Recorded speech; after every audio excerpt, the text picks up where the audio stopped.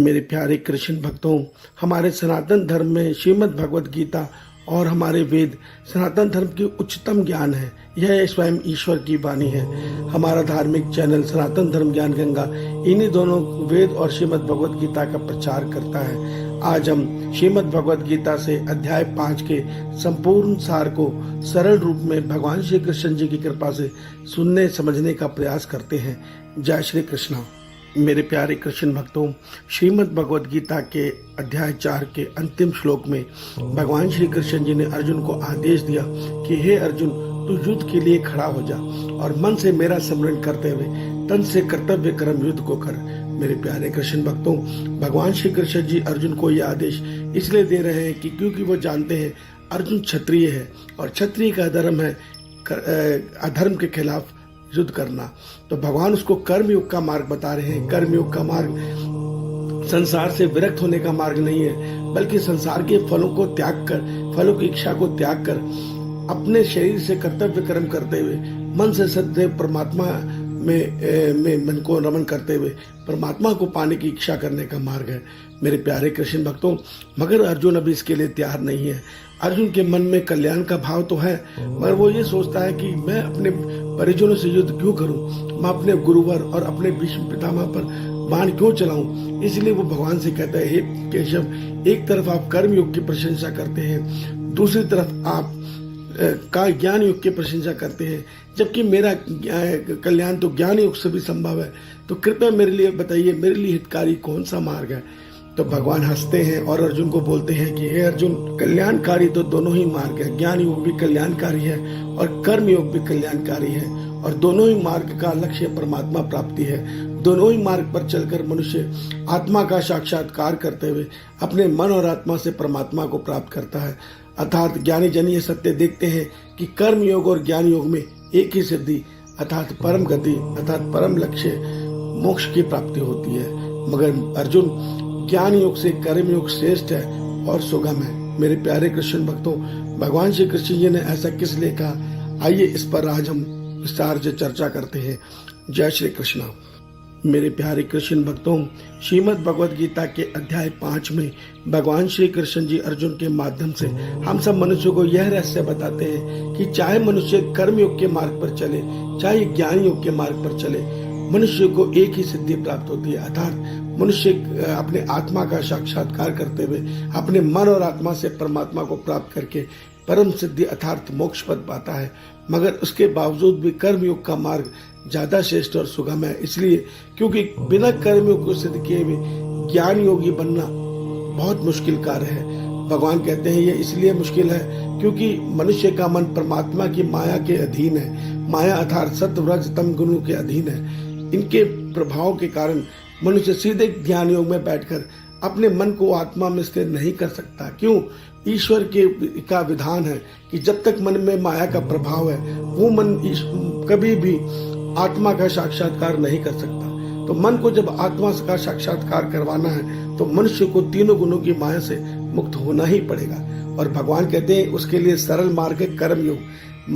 ज्ञान योग में कोई सीधा बैठकर एकांत में इतना एकाग्र नहीं हो सकता, इतना विरक्त नहीं हो सकता इस चंचल मन से कि वो मन को सारे संसार से हटाकर अपने आत्मा में कार्य कर रही। ये अति दुष्कर अति कठिन काम है। भगवान कहते हैं ये उसी प्रकार है जिस प्रकार आप मुट्ठी में हवा को बांधने का प्रयास करो, ये उसी प्रकार मुश्किल काम है। मगर कर्म योग मार्ग इस काम को आसान कर देता है। भगवान कहते हैं क्यों, आइए इसे समझते हैं। जय श्री भगवान कहते हैं कि कोई सीधा कर्मयोगी नहीं बन सकता। तो मनुष्य को चाहिए कि वो अपने जीवन में जो कर्म करता है वो अपने किए कर्म का कर्म फल अपने मन के संकल्प से अपने ईश्वर को अर्पण करता चले। इससे क्या होगा, मनुष्य जब अपने किए कर्म के हर कर्म के फल को अपने मन के संकल्प से अपने ईश्वर को अर्पण करेगा तो उसका अंतःकरण निर्मल और शुद्ध होने लग जाएगा, अर्थात तीनों गुणों से मुक्त होने लग जाएगा। और जैसे जैसे मन तीनों गुणों से मुक्त होगा, मन में 5 विकार घटने लग जाएंगे, मन में विवेक ज्ञान उदय होने लग जाएगा, मन का अंतःकरण निर्मल होने लग जाएगा, शुद्ध होने लग जाएगा और निस्वार्थ भावना पनपने लग जाएगी अर्थात बढ़ने लग जाएगी।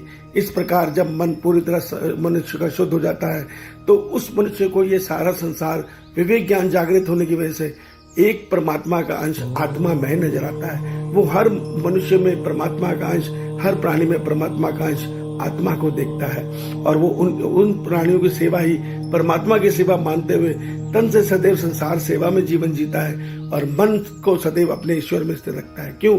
क्योंकि उसका मन ईश्वर प्रेम में स्थिर होता जा रहा है। मेरे प्यारे कृष्ण भक्तों, यही कर्मयोग का मार्ग है।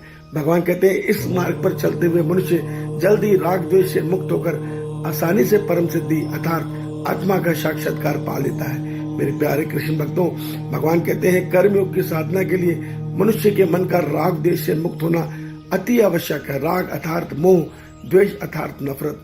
जब तक मनुष्य में राग और द्वेष है तब तक मनुष्य ना ज्ञान योगी बन सकता है, ना मनुष्य कर्मयोगी बन सकता है।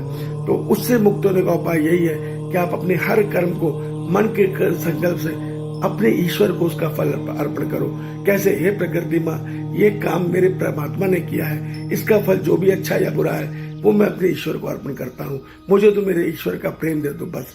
ये वो विधि है जिसके द्वारा हमारा मन अंतःकरण धीरे धीरे शुद्ध होने लग जाएगा और एक दिन हमारा मन तीनों गुणों से मुक्त होकर आसानी से आत्मा के अनुभव अर्थात आत्मा का साक्षात्कार कर लेगा। मेरे प्यारे कृष्ण भक्तों, यही अवस्था ज्ञान योग के द्वारा प्राप्त करता है। यही अवस्था कर्मयोगी कर्मयोग के द्वारा प्राप्त करता है। मार्ग भले ही दो हैं मगर दोनों का लक्ष्य केवल एक है, परमात्मा प्राप्ति। कर्मयोग सुगम है, आसान है, ज्ञान योग कठिन है। भगवान हमें यही सत्य समझाते हैं। मेरे प्यारे कृष्ण भक्तों, ज्ञान योगी भी यही सत्य देखता है कि मैं इस शरीर में आत्मा हूँ, दृष्टा हूँ। ये शरीर मेरा प्रकृति कर्म करवा रही है, मैं कुछ नहीं करता, मैं तो केवल इस शरीर को चेतन ऊर्जा दे रहा हूँ। यही सत्य कर्मयोगी भी देखता है। मेरे प्यारे कृष्ण भक्तों, भगवान कहते हैं मगर कर्मयोग ज्यादा सुगम और आसान है। अब जब आप मनुष्य अध्याय 5 तक भगवान हमें कर्मयोग सिद्ध करने की विधि बता चुके हैं, उसके बाद अध्याय 6 जो कल से आरंभ होने जा रहा है, भगवान हमें उसमें ध्यान योग के साधने के द्वारा मनुष्य किस प्रकार आत्मा का साक्षात्कार करके परमात्मा को पाता है, वह विधि बताने जा रहे हैं। मेरे प्यारे कृष्ण भक्तों, भगवान ने अभी तक श्रीमद् भगवद गीता में हमें बड़े ही सुंदर तरीके से यह ज्ञान समझाया है।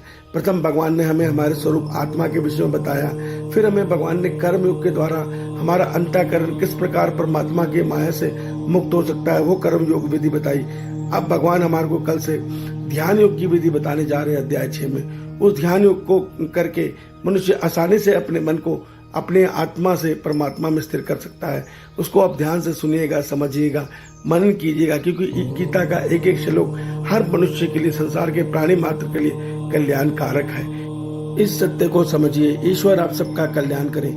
आपका दिन शुभ हो। जय श्री कृष्ण, जय श्री कृष्ण।